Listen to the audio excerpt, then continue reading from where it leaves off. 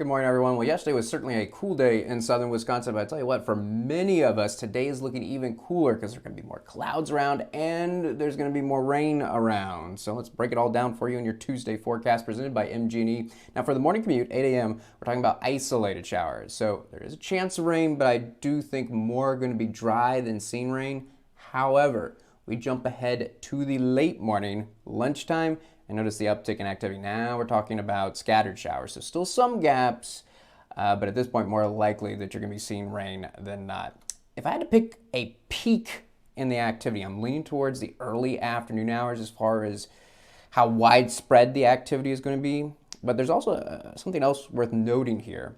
I do have to say a better chance of rain today to the east than the west, and that's because this area of low pressure is to the east of us. So if you're in Milwaukee, Racine, Kenosha, you're closer to the center of this low. So there are going to be fewer gaps in the showers today than areas farther west. In fact, there's certainly a chance of rain in Viroqua, Boscobel, and Platteville.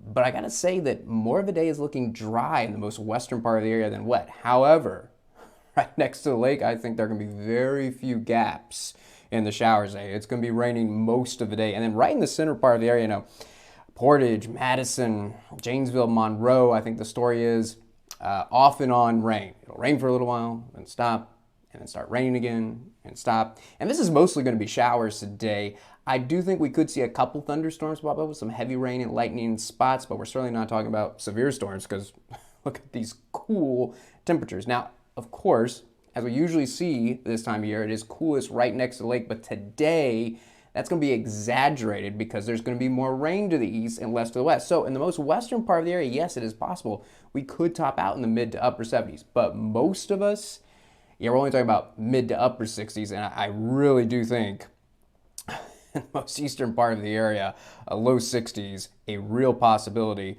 And one other thing to mention, what's going to make it feel extra cool today is it's going to be breezy. Gusts around 25 miles per hour. So particularly if you're right next to the lake and the rain is coming down, get some gusty winds, not feeling anything like mid-June. All right, now we're going to look at 8 o'clock. And once we get into the early evening hours, so I really want to highlight late morning through the afternoon as being pretty wet, but wetter to the east and drier to the west. But by the time we get into the evening hours, things are going to be back up. So 8 o'clock, expecting isolated showers. So now back to a situation where more are going to be dry than seeing rain.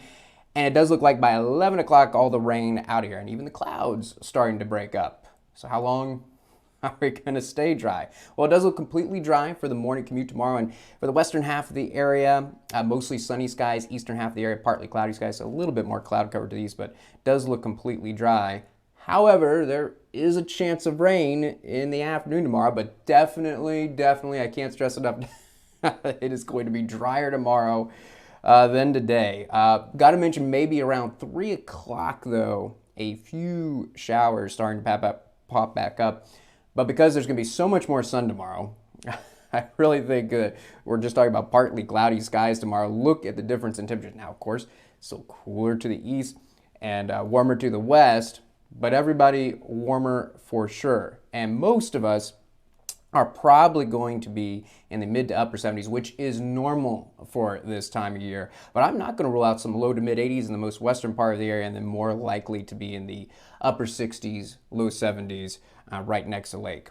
Also tomorrow, not only it's certainly going to be drier, there's not going to be much wind tomorrow. Not a breezy day. Winds are only going to be around 10 miles per hour. But yes, there is an opportunity for a few showers and storms beginning around 3 o'clock. Does look like a little bit better chance as we get into the evening hours tomorrow. And then looking ahead, I do think the isolated showers and storms are probably going to continue through Wednesday night and through the afternoon on Thursday.